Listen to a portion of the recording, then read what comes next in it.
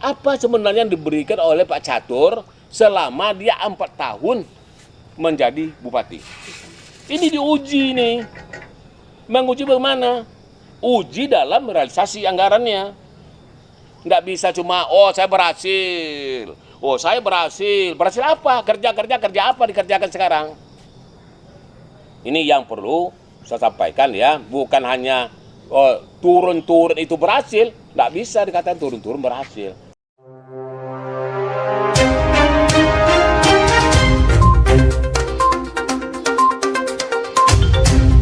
Assalamualaikum warahmatullahi wabarakatuh.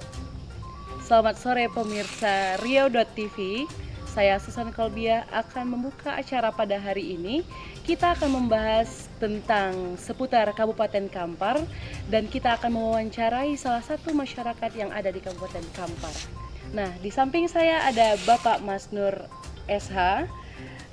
Apa kabar Bapak? Baik, alhamdulillah. Bapak terlihat lebih cerah hari ini ya, Pak? Ya, insya Allah. Oke Bapak, di akhir pemerintahan Bapak Bupati Kampar Haji Catur Sugeng Susanto ini, kira-kira bagaimana penilaian Bapak terhadap pencapaian visi dan misi yang dibuat oleh pasangan Aziz dan Catur ini yang dilanjutkan oleh Bapak Catur Sugeng Susanto? Ya, terima kasih ya. Kalau kita mau bicara visi misi Pak Aziz Catur atau Pak Aziz dengan Catur kemarin pada awal-awal pilkada itu, ini adalah memberikan peluang pada kita bagaimana harapan Kabupaten Kampar ke depan. Karena ada 3 visinya, industri, investasi, dan infrastruktur. Ya, artinya bagaimana meningkatkan industri, bagaimana industri meningkatkan investasi, bagaimana untuk meningkatkan infrastruktur. Sekarang kalau kita tengok dari 3 visi misi ini yang kita tengok pergerakan itu ya hanya pada sektor-sektor infrastruktur saja. Infrastruktur itu hanya pada tempat-tempat tertentu yang notabene-nya bagi saya tidak memberikan warna tersendiri untuk ibu kota. Padahal ibu kota ini adalah etalasenya adalah Kabupaten Kampar. Ini ibu kota ini kalau kita bicara sekarang sebuah etalase, kita tidak bisa bicara etalase. Ya, nggak jadi menjadi sebuah tontonan bagus dia, menjadi sebuah daya tarik di Kabupaten Kampar jadinya. Karena ada PMO mengatakan ketika orang ketiduran Pekanbaru, orang tinggal di Air Tiris, orang tinggal di mana, bangun di mana, di Air Tiris, di Kampar. Tapi orang sudah bangun di Bangkinang kiranya. Artinya apa? Ibu kota Kabupaten Kampar ini dalam tata ruangnya, pengelolaannya belum mencapai. Nah, inilah dalam segi infrastrukturnya. Ya, dalam segi masalah industrinya mengarahkan kepada pertumbuhan ekonomi. Kita melihat kota Bangkinang ini sekarang adalah sebuah kota yang kita anggap pertumbuhan ekonominya agak jatuh. Turun. Ya. Kenapa bisa turun? Ada berapa pusat perbelanjaan kita anggaplah Ramayana sekarang kata orang sini ya di Bangkinang ini kan termasuk daerah yang kita anggap nih mercusuar lah ya pembangunnya dulu ya. Iya, betul. Tapi mercusuarnya itu sekarang mati, tutup, ruko-ruko juga tutup, sehingga pertumbuhan ekonomi kota Bangkinang ini daya beli orang sangat minim, sangat minim sekali. Ini juga yang mengarahkan bahwa pertumbuhan ekonominya, pengurangan pengangguran, pengurangan kemiskinan tidak menunjukkan nampak hasil daripada ini tadi. Nah, kalau kita tengok di industri, mana itu dibangun? Mana investor yang mendatangkan, menyerap tenaga kerja? Sebenarnya investor datang itu menyerap tenaga kerja, mengurangi kemiskinan. Sekarang apa? Meningkatkan ekonomi. Itu meningkatkan ekonomi ya. Jadi bisa ditinjau dari pertumbuhan ekonomi. Sekarang apa kita lihat sekarang? Pertumbuhan ekonomi kita seperti apa sekarang? Ada orang mengatakan ini kan karena COVID. Semuanya diasumsi kepada COVID. Beralih pada COVID. Alasan ini sekarang bagi saya tidak bisa terima. Karena memang pelaksanaan 3I tadi tidak memenuhi sasaran yang diharapkan oleh Pak Aziz zaman dia membuat visi misi itu ketika menyampaikan visi misinya di Golkar waktu itu, bahkan di PR waktu itu. Oke Bapak Mas Nur, selanjutnya saya ingin menanyakan seperti yang banyak didengar dari masyarakat-masyarakat yang ada di Kabupaten Kampar, Balai Bupati, rumah dinas Bupati itu kosong. yang seharusnya rumah dinas tersebut itu ditempati oleh Bapak Bupati. Nah, bagaimana pandangan Pak Mas Nur tentang hal ini? Terima kasih ya. Ini memang kalau kita dengar dari suara-suara masyarakat di sekitar situ, ya pendopo atau masyarakat banyak yang di warung kopi, atau masyarakat yang ingin berkunjung bertamu ke rumah bupati, sehingga mereka tidak menemukan bupati di rumah dinasnya ya, yang kita kategorikan namanya sekarang adalah balai bupati. Kalau dulu kita namakan pendopo bupati, sekarang balai bupati. Tapi inilah yang menjadi sebuah jadi pikiran kita juga. Seharusnya kan bupati bertempat tinggal di rumah dinasnya ya kan, karena rumah dinas itu sudah dibiayai oleh negara ya, dibelanja oleh negara. Seharusnya fungsinya bupati, itu ya, kenapa bupati itu adalah sebenarnya kalau mengerti kita sekarang, bupati itu adalah kepala pemerintahan dan kepala wilayah. Kepala pemerintahan itu, pusat pemerintahan itu berada di Kota Bangkinang. Kalau kepala wilayah, seluruh wilayah Kampar ini jarum patah pun harus tahu dia. Ya, bupati siapa bupati, gubernur namanya juga itu harus tahu. Jarum patah, tahu di ujung negeri ini harus tahu. Sekarang jadi persoalan kalau ada masalah-masalah masyarakat ingin menyampaikan sesuatu kepada bupati, ini kita dengar selama ini kan yang adik sampaikan tadi, bagaimana tanggapan masyarakat. Kalau tanggapan saya jelas tidak benar. Kalaupun bupatinya tidak bertempat tinggal setiap hari di situ, tapi ada berapa waktu lah 1 minggu dia stay ya, dia stay di rumah dinasnya. Karena rumah dinas itu juga seluruh belanja rumah tangga sudah dibiayai oleh negara atau daerah gitu. Jadi apa aja informasi yang masuk kepada masyarakat, sehingga juga ada memiliki multiplier efek juga. Kalau bupati berada di rumah dinas di ibu kota, ini apa multiplier efeknya? Multiplier efeknya orang berkunjung ke Bangkinang, orang belanja di pasar Bangkinang, orang mengambilkan uang di kota Bangkinang, maka ekonomi juga berjalan.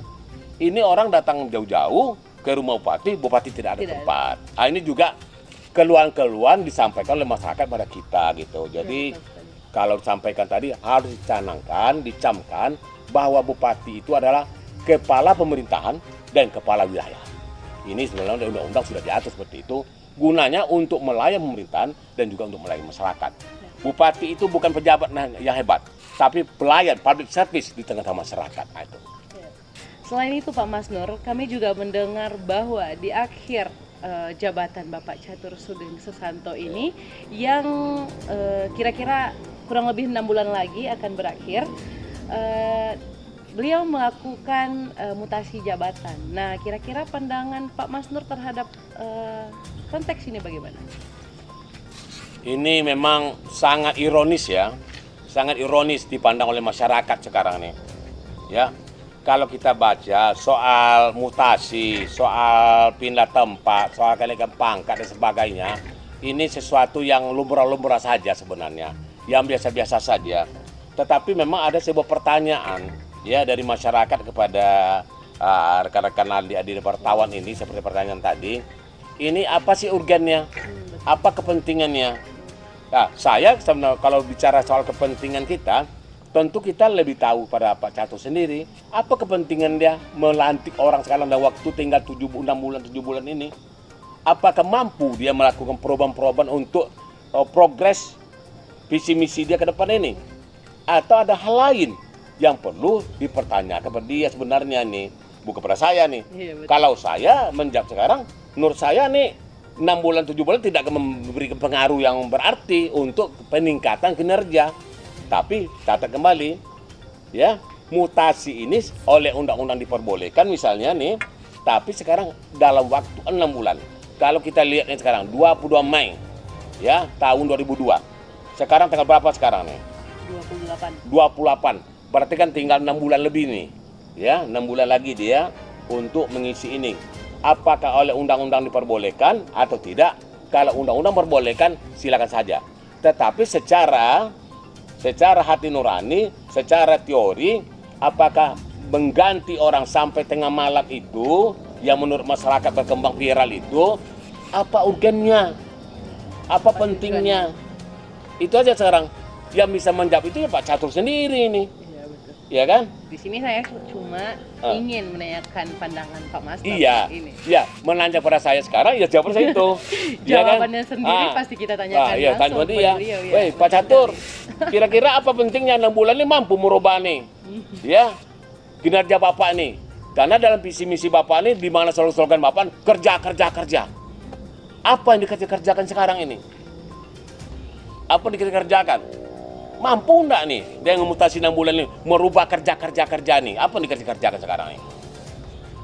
Apa kerja itu meningkatkan pelayanan, meningkatkan efektivitas aparatur negara, meningkatkan sumber daya manusia, meningkatkan nanti juga pertumbuhan ekonomi, meningkatkan juga nanti mengurangi tingkat pengangguran, mengurangi tingkat angka kemiskinan, meningkatkan kesejahteraan. Ini yang penting sehingga nanti visi misinya ini tercapai. Oleh sebab itu saya katakan kepada beberapa anggota dewan, para anggota dewan, saya katakan sebenarnya anggota dewan ini gampang, mudah untuk mengevaluasi. Besok ada 2 lapor pertanggungjawaban. Akhir jabatan 1, akhir tahunan 1. Akhir tahun 1, akhir jabatan 1. Akhir jabatan 5 tahun nih. Mulai kerja dari Pak Ajis sampai dia 4 tahun. Akhir tahun ini selama 1 tahun 2021 nanti. Bagaimana sebenarnya? Ini dievaluasi oleh anggota dewan secara ilegal, secara legal gitu, resmi. DPR mengawasi. Nilainya bisa jelek atau tidak jelek besok. Tidak berhasil, kasih saran. Ya kan? Dinilai nanti. Bagaimana menilainya? Lihat visi misinya gitu. Ya, kalau kita menguji, anggota dewan menguji, lihat visi misinya. Seperti apa visi misinya? 3I, infrastruktur, industri, investasi. Tengok nih, berapa dia? Tengok aplikasinya, penjabarannya di RPJMD. Berapa dia bangun jalan? Berapa dia membuat jalan ini? Berapa dia bangun rumah layak ini? Berapa angka pengangguran kurang? Tengok RPJMD. Sekarang berapa realisasinya gitu? Ada realisasinya nih. Kalau tidak realisasinya sama, pas, atau tidak berkembang, nilainya gampang. Gagal atau tidak gagal. Kasih saran. Kalau dulu dengan PP 108, tolak itu. Kalau tidak berhasil. Tapi sekarang tidak menolak. Hanya memberikan keterangan. Saran keterangan. Tapi ini saran keterangan ini membuat orang psikologi ini ya. Bahwa dia berhasil atau tidak berhasil. Di dalam pelaksanaan ini. Oleh sebab itu saya katakan, di akhir jabatan ini bagaimana sebenarnya rakyat menikmati akhir jabatan ini. Di Kota Bangkinang sekarang infrastruktur ya, menyimpang dikit. Di Kota Bangkinang sekarang kita lihat di Kota Bangkinang ini kan tata ruangnya tidak jelas ini. Di mana pusat pertokoan, ya, di mana perkantoran, di komplek perkantoran sekarang juga ada perumahan seperti Justice sipil misalnya, itu kan perkantoran itu. Jadi sekarang nih, ini bagaimana perkembangan itu. Sudah itu bagaimana tata ruangnya, bagaimana penanganan banjirnya. Kota Bangkinang ini hujan 2 jam banjir, Dek. Ini bagaimana penanganannya? Apa sebenarnya yang diberikan oleh Pak Catur selama dia 4 tahun menjadi bupati? Ini diuji nih. Menguji bagaimana? Uji dalam realisasi anggarannya. Nggak bisa cuma, saya berhasil. Saya berhasil. Berhasil apa? Kerja apa dikerjakan sekarang? Ini yang perlu saya sampaikan ya. Bukan hanya turun-turun itu berhasil. Nggak bisa dikatakan turun-turun berhasil. Tapi bagaimana tingkat kecerdasan masyarakat juga dinilai. Tingkat pertumbuhan juga dinilai. Tingkat penganggur juga dinilai. Ada ilmu, ada hitung-hitungannya, ada cara, ada teori semuanya. Bagaimana di pendidikan, bagaimana di bagian ekonomi, semuanya. Bagaimana di kebudayaan, bagaimana politiknya. Itu. Nah, kita juga mendengar nih keluhan masyarakat tentang seberapa sulit menghubungi Bapak Bupati Kampar, yang kalau misalnya masyarakat ataupun yang lainnya memerlukan dan ingin menyampaikan aspirasinya. Nah, menghubunginya ini butuh perjuangan yang sangat luar biasa mungkin ya, karena ini hanya hal kecil, tentang komunikasi saja. Nah, kira-kira pandangan Pak Masnur bagaimana, Pak?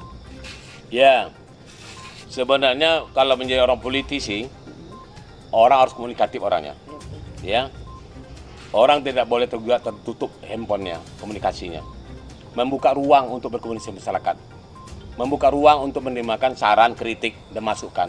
Itu kuncinya orang politisi ya. Karena nanti di politisi ini ada plus minus ya. Begitu informasi tertutup, orang akan sakit hati. Oleh sebab itu, kalau tadi ada pertanyaan seperti itu, inilah yang menjadi pandangan-pandangan orang ya, sulit berkomunikasi. Nyatanya juga seharusnya dia bertempat tinggal di Bangkinang. Ya. Orang di Bangkinang ini datang dari Kota Kampar, datang dari Balung, datang Kampar Kiri, ingin berjumpa beliau. Tapi beliau beradanya di Sungai Lembu, di rumah pribadinya. Dan datang ke rumah pribadi itu bukan mudah, bukan gampang.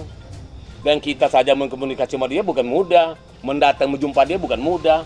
Belum Satpol PP-nya lagi yang melarang kita masuk, ya kan? Belum lagi rumahnya yang ada lampu tidak ada lagi, seolah-olah tidak ada di rumah, ya kan? Ini fakta ini, ya. Ini fakta sekali ini. Dan saya mengatakan soal komunikasi ini memang saya hampir 4 bupati dengan saya, ya. Mulai Pak Bang Sabli dulu bupati juga, Pak Sawir juga pejabat bupati dulu, Pak Jepri berlawan dengan saya juga bupati dulu, ya. Pak Burhan juga bupati.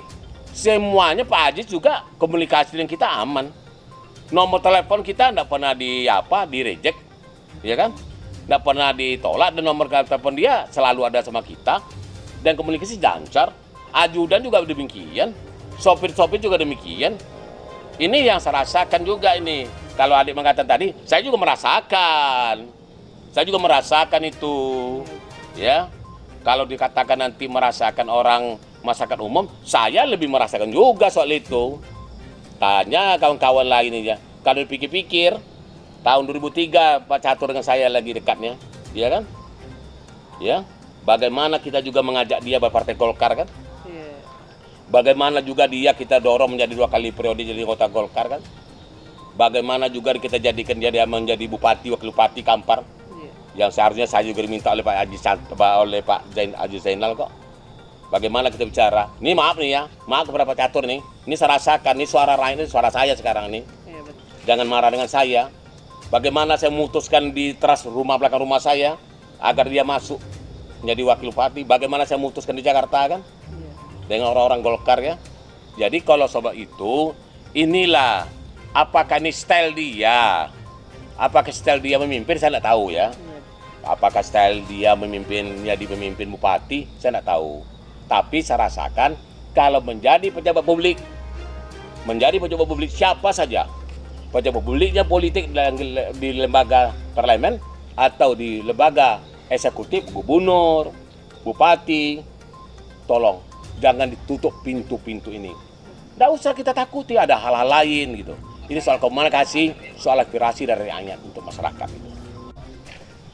Baik pemirsa Rio.tv, sebelum kita tutup wawancara kita pada hari ini, kita minta untuk Pak Masnur closing statement terhadap pembicaraan kita pada hari ini, Pak.